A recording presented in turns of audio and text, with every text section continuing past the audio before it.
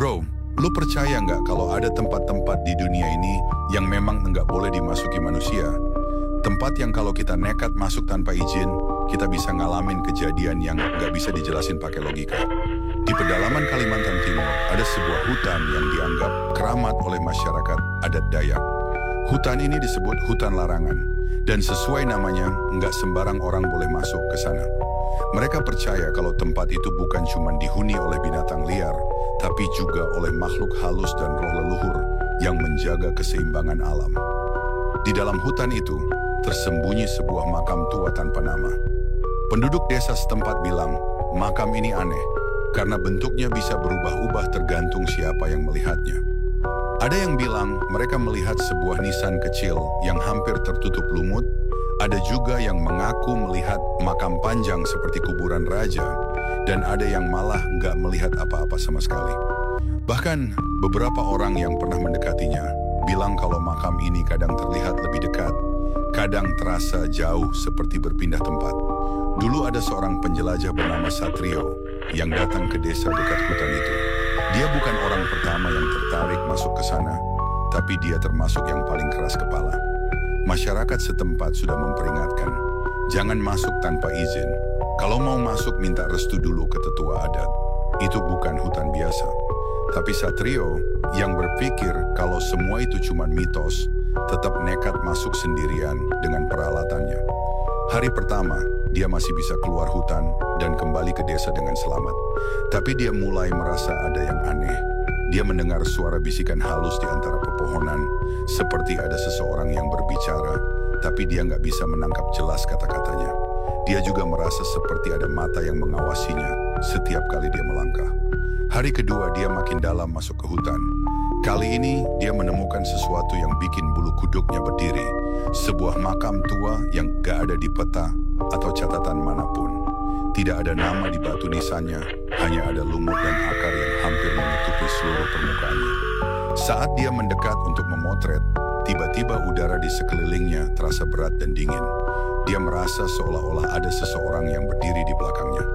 Perlahan, dia menoleh, dan di antara pepohonan, samar-samar dia melihat sosok pria tua berambut panjang, memakai jubah hitam, berdiri diam sambil menatapnya.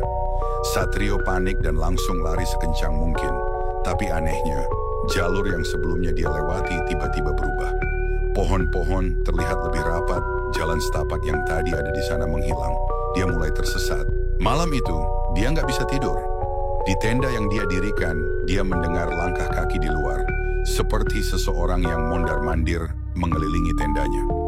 Kadang suara itu berhenti tepat di depan pintu tenda, seperti ada sesuatu yang berdiri di sana, menunggu. Keesokan paginya, dia berhasil menemukan jalan keluar setelah berjalan tanpa arah selama berjam-jam. Dia kembali ke desa dalam kondisi pucat dan gemetar, tapi yang paling aneh, dia kehilangan ingatan tentang apa yang terjadi malam sebelumnya.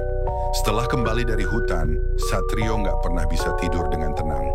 Setiap malam, dia bermimpi melihat makam itu lagi, seolah-olah dia masih ada di dalam hutan. Dia melihat bayangan lelaki tua itu berdiri di ujung tempat tidurnya, diam tanpa ekspresi, menatapnya dengan mata kosong. Kadang dia terbangun dengan bau tanah basah di kamarnya.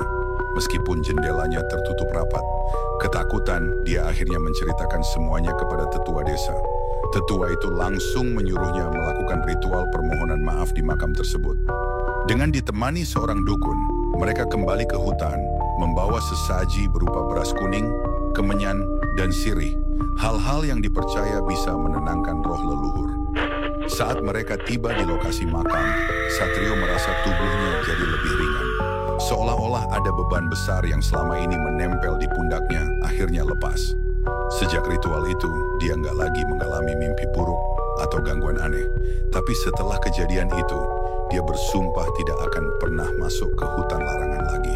Sampai sekarang, nggak ada yang tahu siapa yang dikuburkan di makam tanpa nama itu. Beberapa orang percaya itu adalah kuburan seorang dukun sakti yang meninggal ratusan tahun lalu, dan makamnya sengaja disembunyikan dari manusia biasa. Ada juga yang bilang itu makam penjaga alam, roh yang bertugas menjaga keseimbangan antara dunia manusia dan dunia gaib. Yang jelas orang-orang desa masih sangat menghormati tempat itu. Tidak ada yang berani mendekati makam tanpa izin atau tanpa niat baik. Mereka percaya kalau ada yang mengusik makam tersebut tanpa rasa hormat, maka mereka akan mengalami kejadian yang sama, seperti Satrio, atau mungkin lebih buruk. Jadi, kalau suatu hari lu jalan-jalan ke pedalaman Kalimantan, dan ada yang bilang, jangan masuk ke hutan larangan, mending dengerin bro, karena bisa jadi ada sesuatu di sana yang nggak ingin lo temukan.